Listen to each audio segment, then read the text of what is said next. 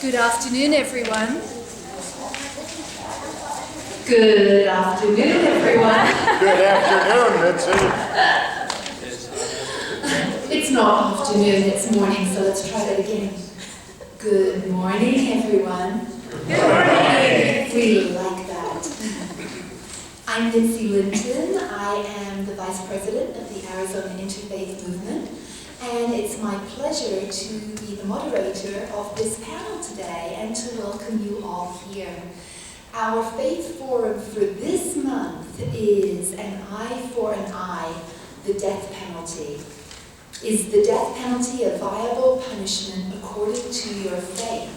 Or should the criminal's punishment be left to a higher authority? Does society have the right to take a life as a form of retribution? What does your faith say about crime and punishment in general?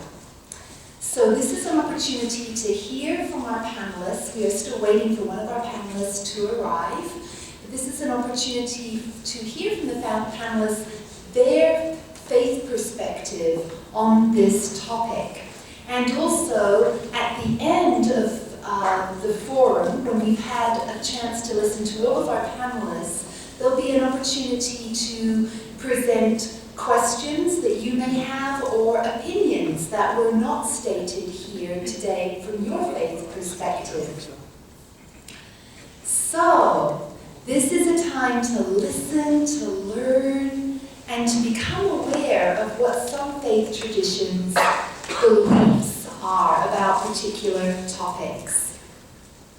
Our first panelist today, and I'm going to introduce them right before they speak rather than introducing them all at once, because I can never remember when it gets to that particular panelist who that was. So our first panelist today is Dan Peitzmeyer. You were so good a moment. I know, I was, wasn't I? Peitzmeyer. Dan Peitzmeyer. And he represents the interfaith perspective. He has an MA from NAU and has had a very varied and diverse career that's included both business and military activities, as well as serving as an adjunct faculty member for South Mountain Community College, a volunteer probation officer in the Maricopa Adult Probation Department, and a religious advisor for both the Maricopa County Sheriff's Office and the Arizona Department of Corrections.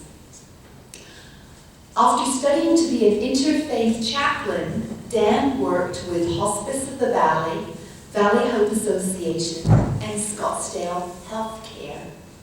Dan actively advocates for human rights on social justice issues and is currently serving as president of Death Penalty Alternatives for Arizona, a grassroots 501(c)(3) seeking to replace Arizona's death penalty with fair, victim-centered, and cost-effective alternatives.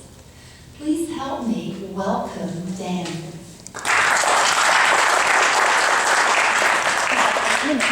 Thank you, Mitzi. I wrote a particularly long bio because I thought it would cut into my time. At any rate, it's a real pleasure to be here with you. Mitzi said I represent the interfaith group, and I don't know that I really do. I was somewhat surprised when asked what faith group I represent, because I don't. I represent a secular organization whose desire is to repeal capital punishment in Arizona. Now, one lady came up and asked if anybody here was going to speak in favor of capital punishment. And I'm not going to, but I will try to present both pro and con, and whether or not I succeed in that, only you will know. I just got off the phone with Dan Levy. Dan is the executive director of a national organization known as Parents of Murdered Children. Parents of Murdered Children takes no stand on capital punishment because the issue is so divisive. Even within a home, a mother whose child is murdered may seek reconciliation with the child murderer, whereas the father may wish to take the perpetrator's life. So the whole issue on capital punishment is just a very difficult issue. Now, as far as our lead-in, where we say an eye for an eye and a tooth for a tooth, this would be to give someone a taste of their own medicine. We give the perpetrator back what he gave the victim. And actually, this is, of course, an Old Testament biblical quote. And in today's society, it's misquoted.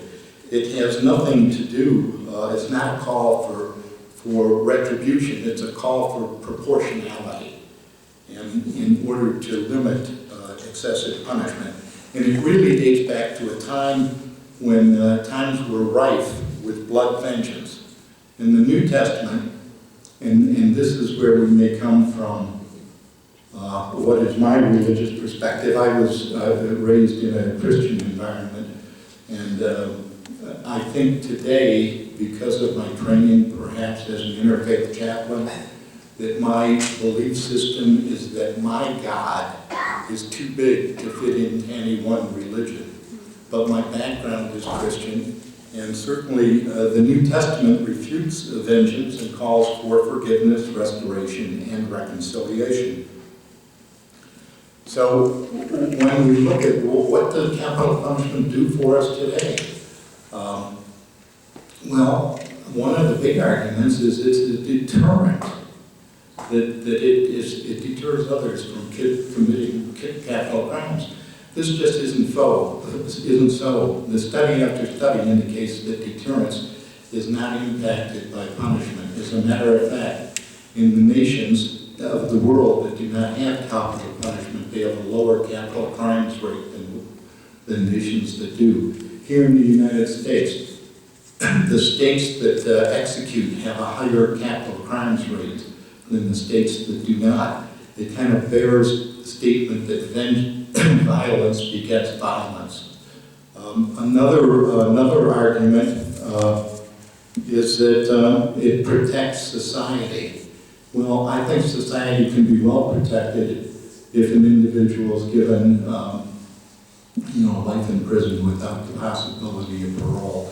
I think in my Christian background, I have to believe in redemption and in the opportunity for an individual to change. And I've seen that in the years I've been involved with death penalty alternatives. I've attended a half a dozen or more clemency hearings. I've seen men who did atrocious things, and in no way do I defend the actions of those people who have been convicted of horrible, horrible crimes. But these crimes, people have been redeemed. They've changed. There's been, I don't know, the gray hairs have creeped into my brain and I'm losing words. But there's an opportunity to redeem oneself. So the other thing that I think I want to toss on, two things I want to mention, and I didn't start my clock. Well, one of them is innocence. We have a tremendous number of people who are on death row who are innocent, often due to prosecutorial misconduct, often due to faulty witnesses. The CNN has been running a series for the past 6 weeks on death penalty stories, and there are story after story of people who spent a long time on death row and only to be later exonerated. One of the more famous is probably a gentleman here in Arizona. If you lived here any length of time, you may know the name Ray Crown. Ray was kind of an all-American kid. I mean, he grew up in a small town in Pennsylvania, Cub Scouts and Boy Scouts and newspaper boy, and graduated from high school and joined the Air Force. After 6 years in the Air Force with an honorable discharge, he separated at Luke Air Force Base. He liked Arizona, and he stayed here as a postal carrier.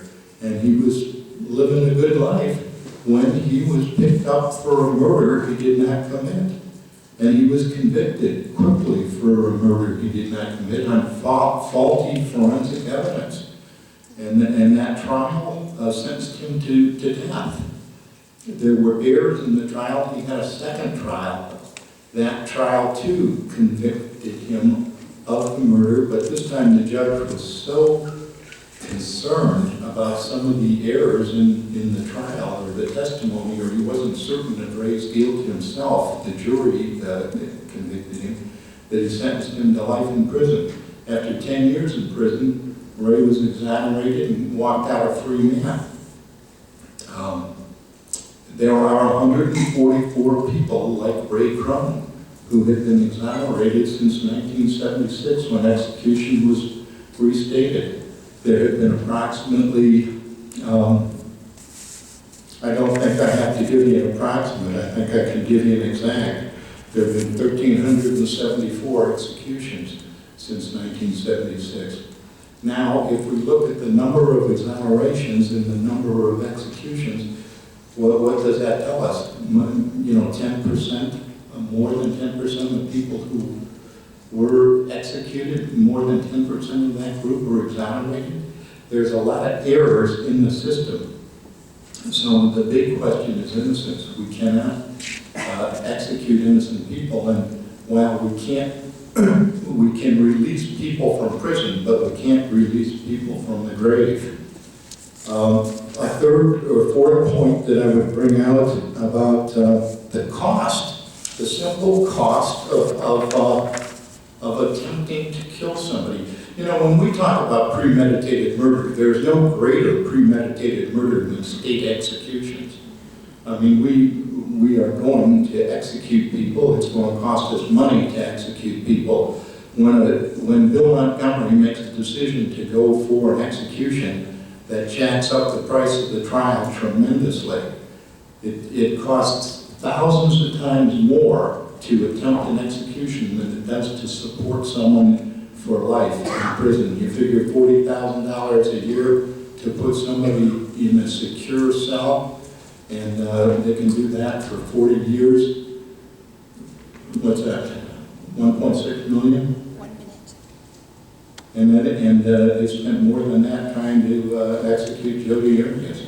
I'm not, again, defending what these people do, but I do know, as Bud Welch says, Bud's daughter was killed in the Oklahoma City bombing, and initially he wanted to kill Timothy McVeigh himself.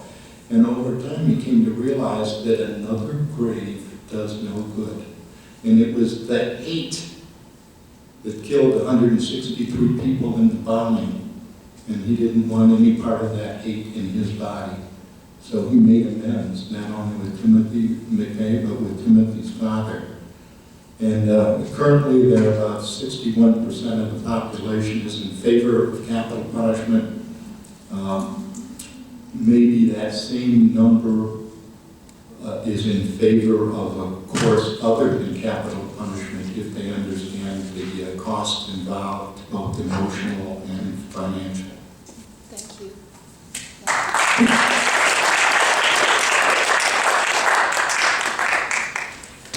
I know this is a challenging topic even for us to talk about, so I really am so grateful for all of our panelists and for all of you for just being here to listen to this really challenging topic that really causes us to have deep emotions and deep thoughts on this.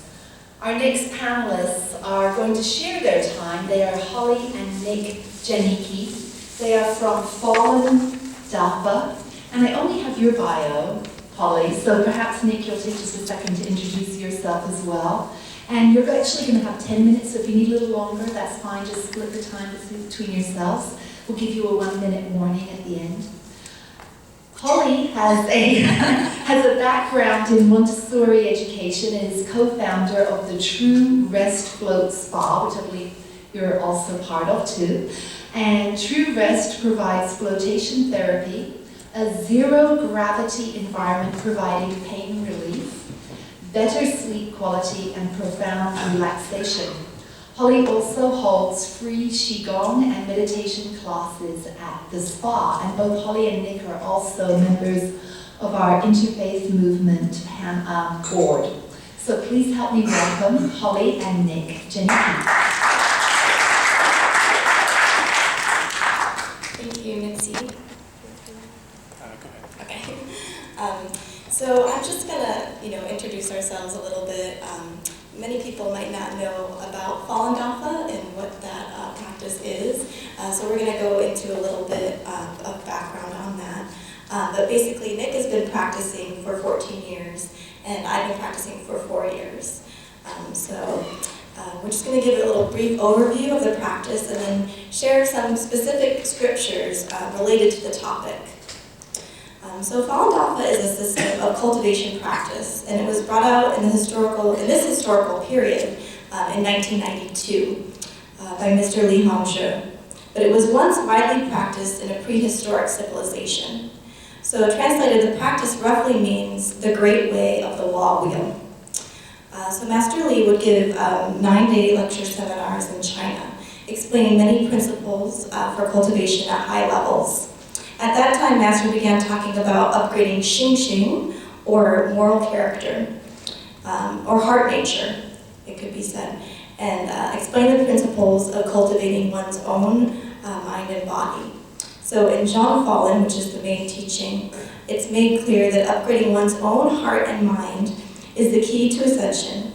In order to understand my viewpoint on this topic, it's important to understand about upgrading moral character and the relationship and interaction of karma. So from Zhang Falun, rotating the law wheel, some people may think the xing issue, moral character you mentioned, is something ideological and a matter of one's realm of thoughts. It has nothing to do with the gong or cultivation energy we cultivate. Why isn't it the same issue?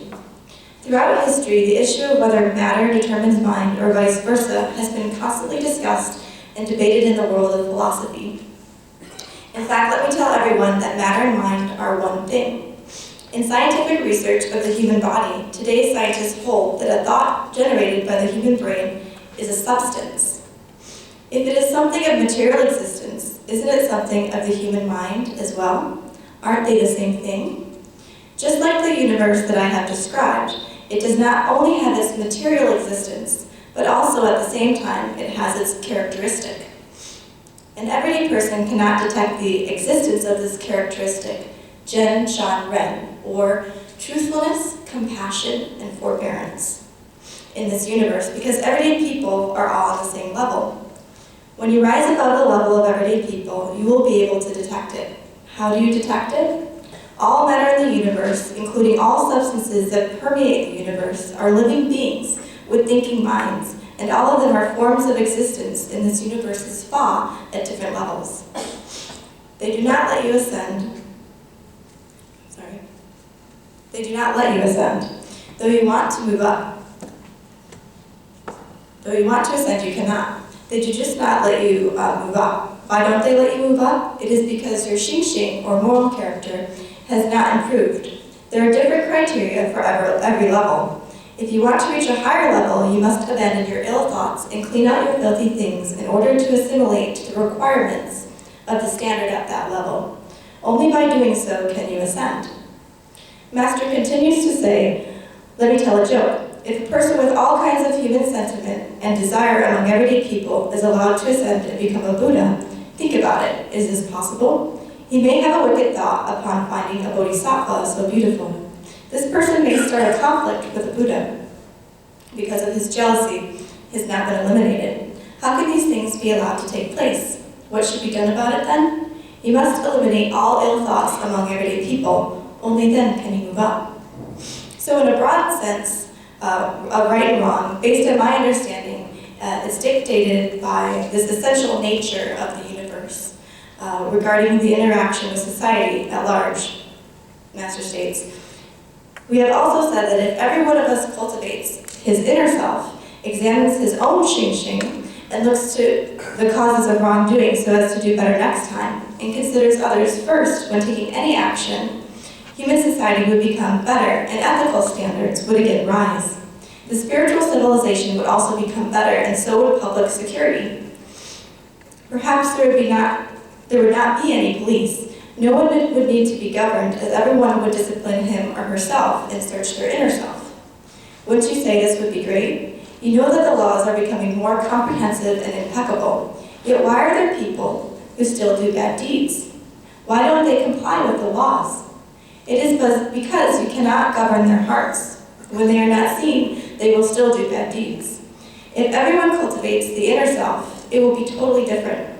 There will be no need for you to ensure justice. Thank you, Holly. And so we're going to continue on. So that gives a little brief overview of the practice itself. And so I'm going to talk a little bit about the interaction of basically karma and a substance called de, or virtue. And they get into basically what's happening in China and the persecution there. There's been several million people that have been killed for practicing this in China, and 45,000 have had their organs harvested while they were still alive. And you'll see through how they've reacted in that situation, the embodiment of the practice, essentially. And so in Zhuang Falun, Rotating the Law Wheel, Master Li also talks about the physical aspect of doing right and wrong, and the relationship of these in other dimensions. So he says, let us talk about de. De translated basically means virtue. What specific connection does it have? In a specified dimension, there is a field that surrounds the human body. What kind of field is it? This field is de, virtue, that we have mentioned. De is a white substance, and not something as we believed in the past, something spiritual or ideological. It absolutely has a kind of material existence. Thus, in the past, elders talked about accumulating or losing de, or virtue, and they spoke very sensibly. This de forms a field that surrounds the human body. In the past, the Tao school held that the master would select a disciple instead of a disciple choosing a master. A master would examine whether this disciple's body carried a great amount of de, or virtue. In addition, if this disciple had a lot of de, it would be easier for him to practice cultivation. At the same time, there exists a black kind of substance that in Falun Dafa we simply just call karma, and Buddhism calls sinful karma. These black and white substances exist simultaneously. What kind of relationship do these two substances have? We obtain that de through suffering, enduring setbacks, and doing good deeds. The black substance is accrued by committing bad deeds and doing wrong things or bullying people. Nowadays, some people are not only bent solely on profit, but they even go so far as committing all evils. One loses de when one commits wrongdoing. How does a person lose de, or virtue? When a person swears at another, he thinks that he has gained the upper hand and feels good. But there's a principle in this universe called no loss, no gain. To gain, one has to lose. If you do not want to lose, you will be forced to lose. Who plays such a role? It is precisely the characteristic of the universe that assumes this role. Thus, it is impossible if you only wish to gain things. What will happen then? While swearing at or bullying another person, he is tossing de, or virtue, at the other person. Since the other person is the party that feels wrong and has lost something and suffered, he is compensated accordingly. While one person is here swearing, with his swearing, a piece of de, or virtue, from his own dimensional field leaves and goes to the other person. The more he swears at him, the more de he gives him.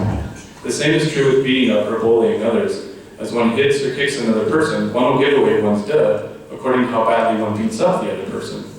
Feeling humiliated, he cannot put up with it, and thinks, since you hit me once, wham, I've got to give you a punch back, and returns de to him.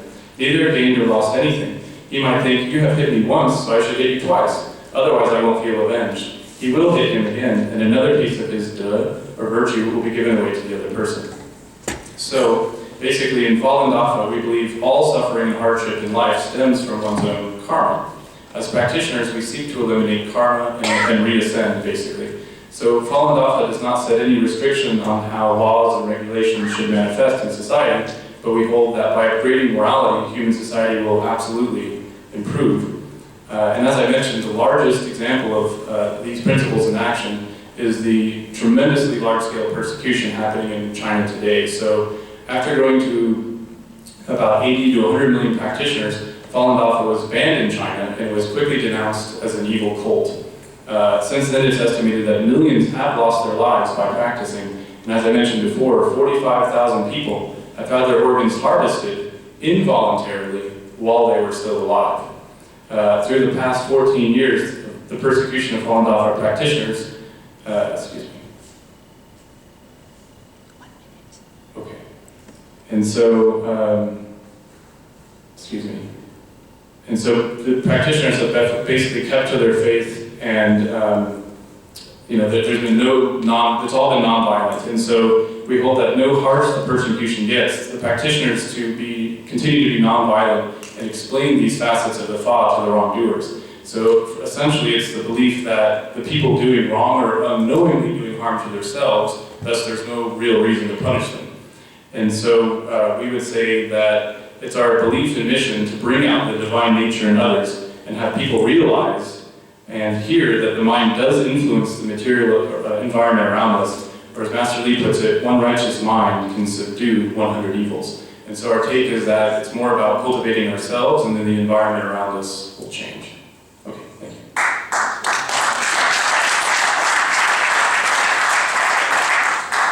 Thank you, Holly and Nick.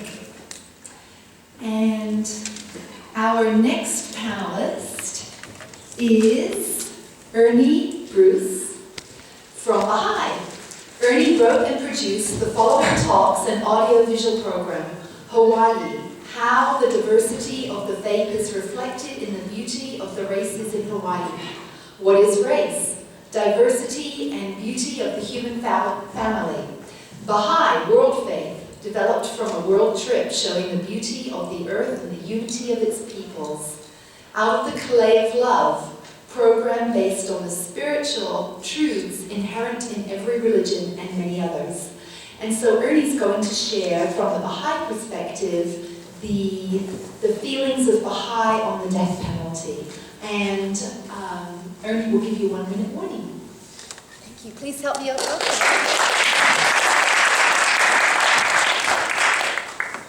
Thanks, Jesse. My wife and I became Baha'is 45 years ago in Hawaii. It just seemed to be the right thing for us at that time, for where we were in our own spiritual lives. Baha'i faith is a relatively young religion. In fact, it's the newest worldwide revealed religion. It's about 170 years old, and it began in Persia, modern-day Iran.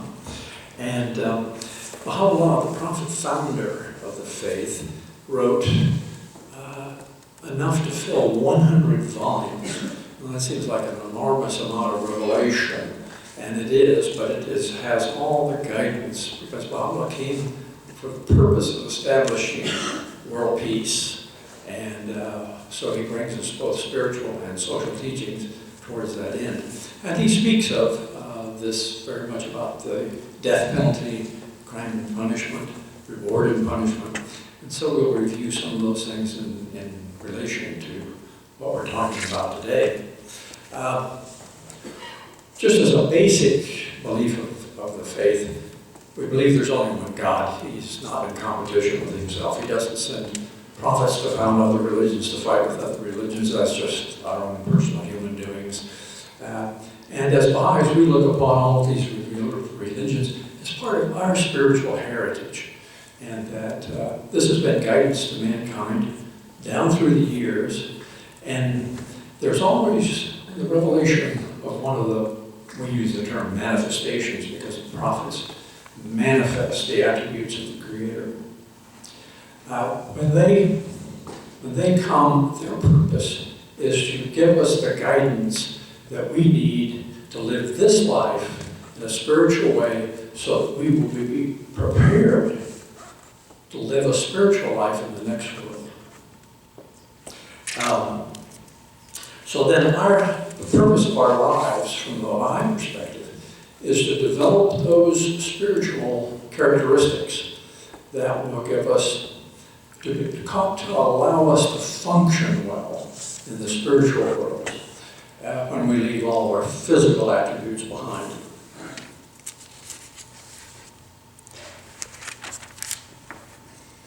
The spiritual teaching, there's actually, when every manifestation comes, they teach things in two ways. One is the spiritual teachings, which are renewed in every religion because they're essentially the same.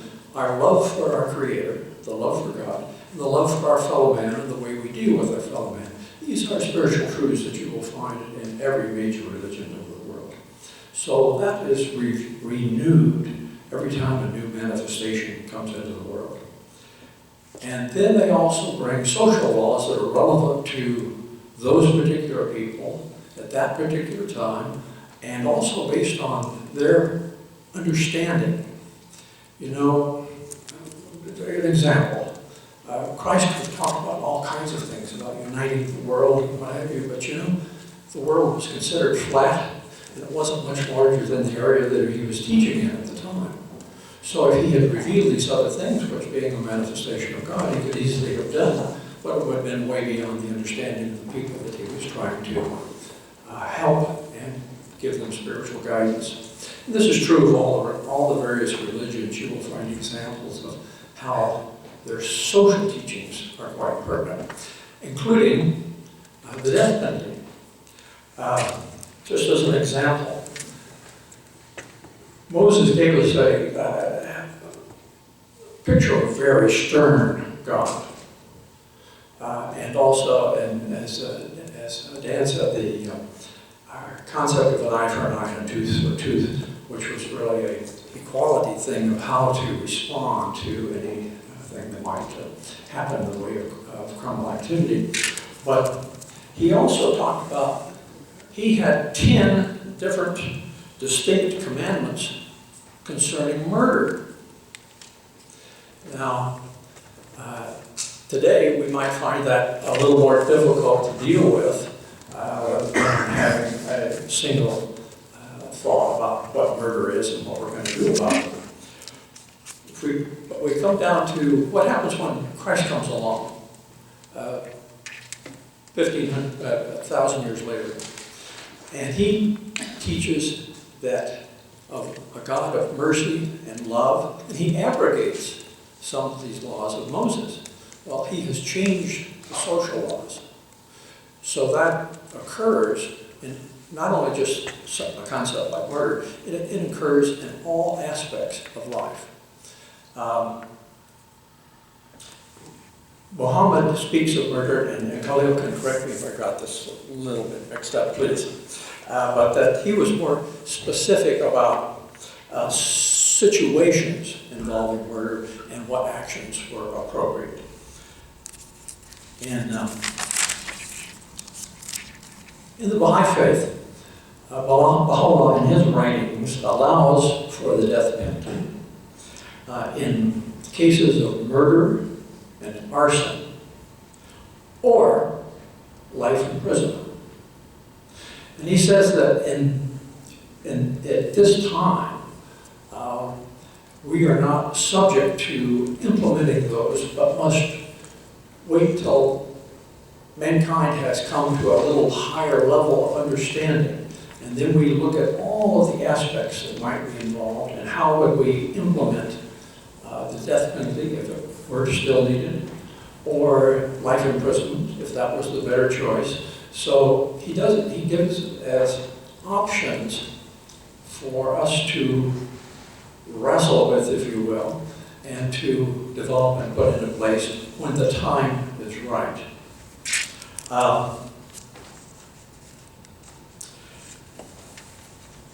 There's the underlying principle, spiritual principle, if you will, of capital punishment is reward and punishment. And Paula says that justice is based on the concept of reward and punishment. And that as we go through, then that the social operation of all of the peoples of the world, it requires reward and punishment as a means of establishing justice. And since one of the goals of Baha'i faith is, if you will, moving towards world peace based on a greater and greater level of spiritualization of all the people on the planet, when we begin to get there, then we'll be able to understand and implement some of these things. But the two pillars of reward and punishment are the very basis upon which justice is based. And justice, until it comes with equal application to all races, all people, all genders, we will not be able to establish unity. And until we establish unity, we will not achieve world peace. So that is a progressive spiritual road that Baha'u'llah says we will see unfold over the next 1,000 years or so. 1 minute. And at that point, sometime when mankind achieves that higher level of spirituality, will be a very glorious time which he refers to as the most great peace. Thank you.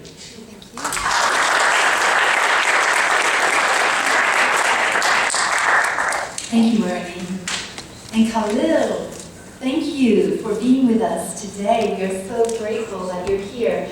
Imam Khalil Sultan, Islam is a motivational and inspirational speaker, founder of YES, Youth Empowerment Seminars, empowering our youth and adults to reach for their full potential of being the great human being they were created to be. He also has a community ministry, keeping teens drug-free, working door-to-door with non-profit organizations and faith-based communities. So Khalil will share with us from the Muslim tradition the views of the death penalty, and Khalil will give you a 1-minute warning when your time is almost up. Please help me welcome Khalil.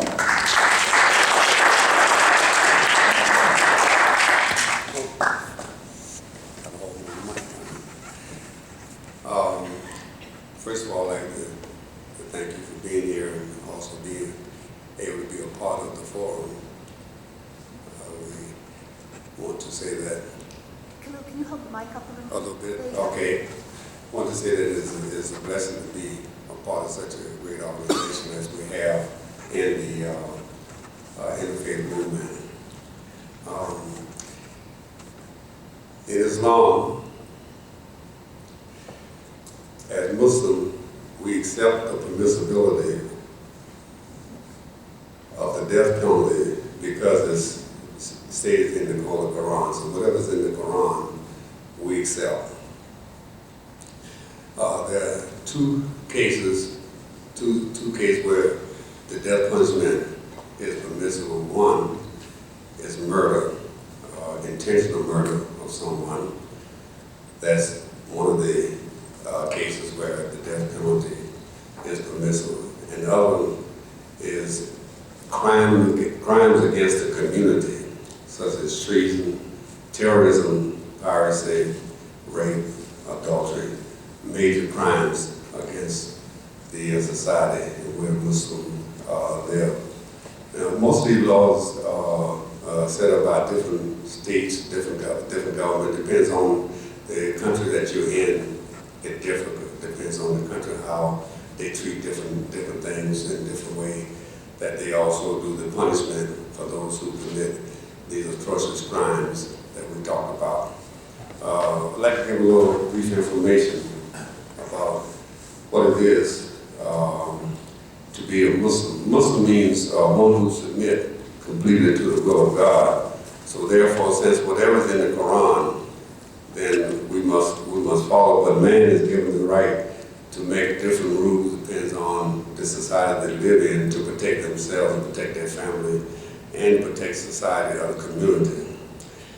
Muslims are Muslim only when they follow the basic teachings of Islam. You know, a lot of times people say they're something that they are not, and they believe they're something that they're not, but they are only considered Muslim if they follow the basic tenet of the religion. So just because I say I'm a Muslim, that does not necessarily make it so. We have to be following what it is that we are supposed to do as Muslims. Muslims are peace-loving people. In Islam, Islam is a religion of peace. Peace with God, peace with the creation as God made it, keeping the beautiful innocence of the human nature and the beautiful purity of the human nature. This is an obligation on all Muslims. So that's a basic obligation on all Muslims, is to keep the peace. I know we have to see in this society today, we always hear about the different radicals who go in and bomb planes and to build and kill innocent people. We see about the suicide bombers and stuff like that. There's no place that you find that in the religion in Islam. You might find that in the Holy Quran. These are ideas that is, renegade to what Islam is all about. So it's because, I think the biggest thing is because most people who do not study and read the scripture, they will allow people to tell them anything. If you don't have the right idea, then you'll be committed to whatever someone gives you as an idea, something that you could follow and should follow. So we know that this is a thing happening in Islam. In Christianity, a lot of people say they're Christian, they're not Christian. A lot of people say they're Jews, they're not Jews. You can only words, but the deeds do not follow the words. Muslims are spiritual people and religious people who want peace for themselves, peace for their fellow human being, and peace for the world. This is what a Muslim is basically all about. It's about peace. The religion, Islam means peace. The religion of peace, it means peace.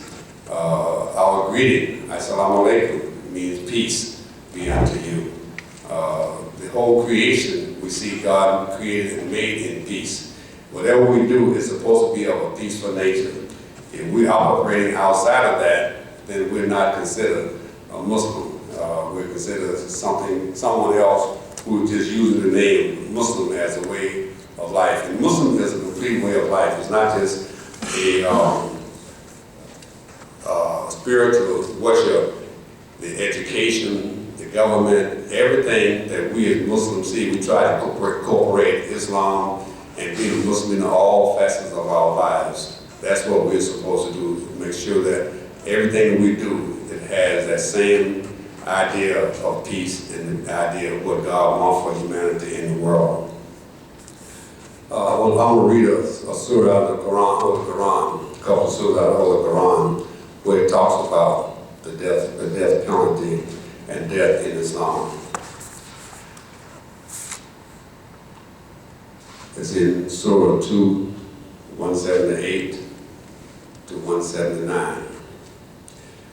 I see rest of God against Shaitan. O believers, retaliation is prescribed for you in the case of murder. A free man for a free man, a slave for a slave, a female for a female. But if the killer is pardoned by the brother of the slain, then blood money should be demanded, with the offenders and payment should be made with gratitude. This is a concession and a mercy from your Lord. How now, whoever exceeds the limit after this should have a painful punishment. O men of understanding, there is security of life for you in the law of retaliation, so that you may be pious. So it's not just the death penalty can also be forgiven by the family of the person who was killed, but they are supposed to give a blood, they call it, they say blood money in the English language, but they're supposed to pay the family for the loss of that particular person who was killed.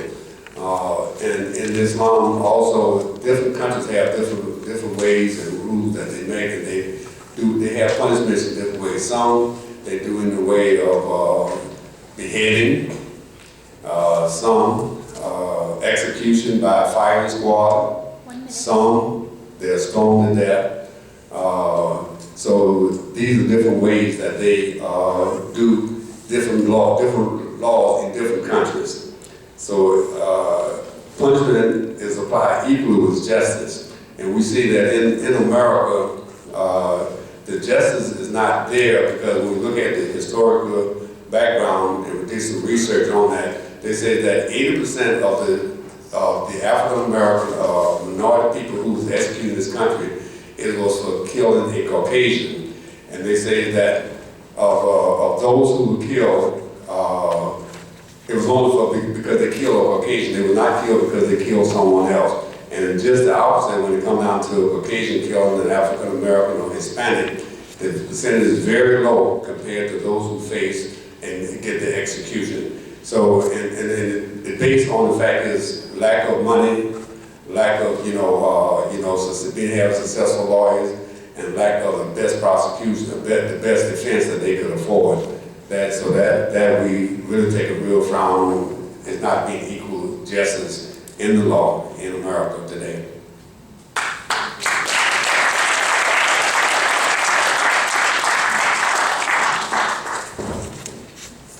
Thank you so much to all our panelists for sharing. And before I open it up to our audience, there is one person I'd love to call upon to see if they would be willing to share. That's Tracy. Would you be willing to share from your perspective? I'm just going to introduce Tracy, if I may. I just got word yesterday that, is that okay with you? Sure. Okay, so Tracy Bell is the wife of Larry Bell, who is the executive director here at the Jewish Historical Society. Tracy is an attorney currently doing wills and estates, but she used to do appeals for death row inmates in Ohio. She's dealt with a lot of inmates in a very direct manner, including interviews in cells one-on-one. So I thought she'd be a really interesting person to hear from on this perspective. Before I turn it over for a minute to you, Tracy, just to hear your thoughts, just briefly on this. I am really delighted that we did have a balanced panel after all. I know we had some concerns about that, so we did have a balanced panel. So could I have someone run the mic to Tracy for me, please? That would be great. No one better than Larry himself. Yes.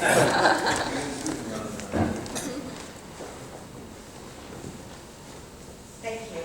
I didn't really come here expecting to speak. So. Just brief thoughts on this. I am not a religious person. Let me just say that. I was brought up Catholic, and I don't practice any particular religion. However, my spirituality is based on the Golden Rule, respect for human beings. And in my work, I worked with the Ohio Public Defender for over 5 years. I did death penalty appeals. I did some trial work. I did what's called the post-conviction process, where you could actually start at ground. The appellate process usually deals with legal problems that arose during the trial. Post-conviction process is after the appeals are finished, you either through the Court of Appeals or the Supreme Court, State Supreme Court. Post-conviction process, you can actually go back and do an investigation. So you can see whether or not the coroner did his or her job. You can determine whether or not the individual had the effective assistance of counsel. If you do discover other evidence out there of exonerating evidence that should have been introduced at trial, usually it's the fault of the prosecution for not revealing that evidence, which they have a constitutional right to do. To share exculpatory evidence, or it was because the attorney representing the accused failed to do his or her job. And if you stand trial in a criminal case, you have the right to the effective assistance of counsel. That's also a constitutional right. So in a post-conviction process, oftentimes we reopen the investigation. In most states, whether or not the death penalty is applied in a particular case is determined by a bifurcated process. First, you have the guilt-innocence phase. So first off, the jury determines, usually a jury, or in Ohio it's a 3-judge panel. Usually a jury would determine guilt or innocence, and then they move on to the second phase, is death or some lesser punishment appropriate. The prosecuting attorney's job in trying to press for the death penalty would be to prove aggravating circumstances, such as an intentional killing. There was a murder in the act of committing a serious felony, or this is a repeat offender. Other states also have the crime was especially heinous, atrocious, or cruel. In Ohio, they don't have that. So that's usually the process, and then once someone is convicted, we go through appeals, we go through post-conviction, because contrary to some states or politicians, the law, and if you're an attorney or a judge, you want to make sure if you're going to exact the severest of all penalties, you want to make sure you have afforded this individual as much process as possible. And so we have the appeals, we have the post-conviction process, and even after that, we can go through the federal court system with habeas corpus proceedings to determine whether or not this person is being held in a lawful manner. So, just my own experience and my own belief is a person is not simply the worst thing that they have ever done. I have never had a client on death row that I thought was a worthless human being and deserved to die. That's just my own personal perspective. I have found myself thinking those things in other circumstances, but certainly no one I've ever met on death row.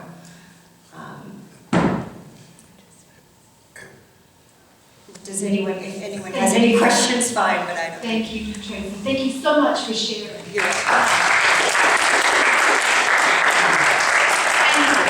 one other person that I want to call upon is Lonnie Whittington, if you would be comfortable in sharing, because I know Lonnie has worked a lot. He is actually someone from my community, which is religious science, and Lonnie is also a minister, as I am, of religious science, and Lonnie has worked a lot with visiting people in prison, communicating with people, and communicating with those also on death, who have received the death penalty. Is that correct? So, Lonnie, if you would share just briefly, very briefly, a little bit about your experience and spiritual thoughts on the matter too.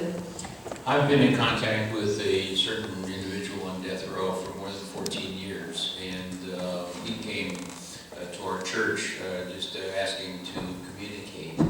I have been with him and his lawyers as he has filed appeals, and I have never questioned his innocence or guilt. I just worked with him. However, I have found through the revealing of information about him that his two lawyers, the two lawyers who represented him, were disbarred, not because of his case, but after that.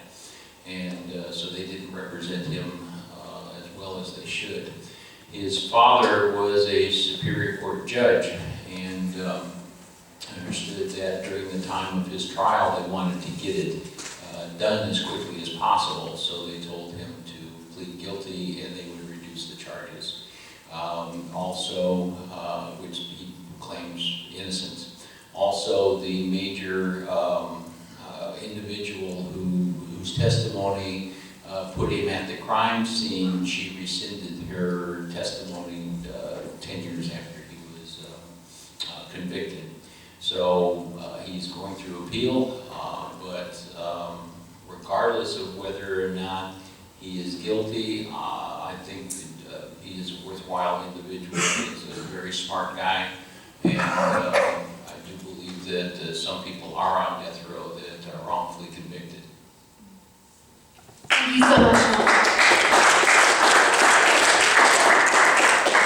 So now you may have questions for any of our panelists or any of the two people who just spoke, Lonnie or Tracy or any of our panelists here. And if you do, please I just invite you to make those respectful questions. I appreciate you doing those. So I see this gentleman over here had his hand up first. Thank you so much.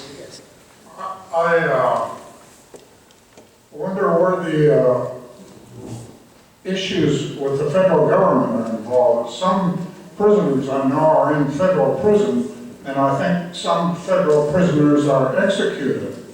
And where's all this on this issue? Thank you. So I see Dan, you're shaking your head. Did you want to begin to respond to that? Well, I would just, thank you. I would respond that yes, there are 32 states in the federal government and the military that all support capital punishment.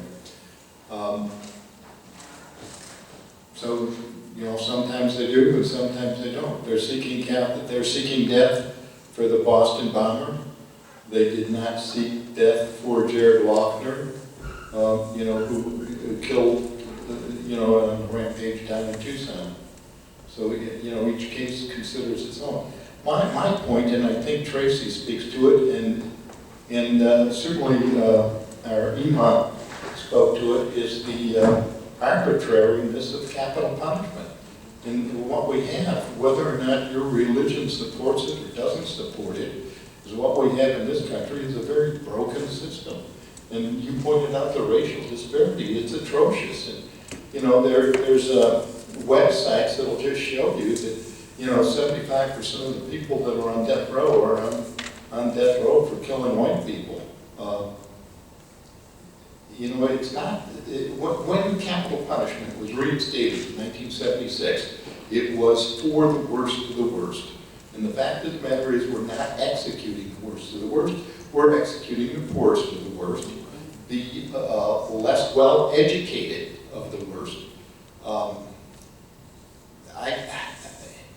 It just saddens me to the point of tears when I go to a clemency hearing and see these people who had no chance at all. I mean, they were feral children.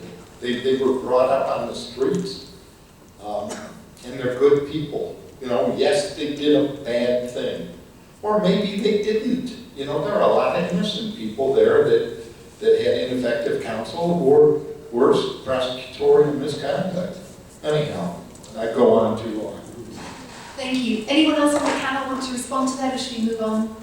Okay. Thank you. Hi. Hi. This mic is kind of scary. My comment is for anybody on the panel. I love the panel. Everybody's comments were really good. I always felt that the death penalty was designed to not speak to the individual who committed the crime as much as it was for the society, to teach society that if you do certain heinous or whatever crimes, this is what you're going to get. And what has happened is people kill people and they're out in the street, kill more people. I mean, this system is really broken. I think we already spoke to that, but I think this is kind of like sad because the reason for, originally to me, the death penalty was to teach society that if you do this, this is the consequence. Thank you. So you want the panelists to speak to the death penalty as a deterrent, as a deterrent. Who would like to? Yes, thank you.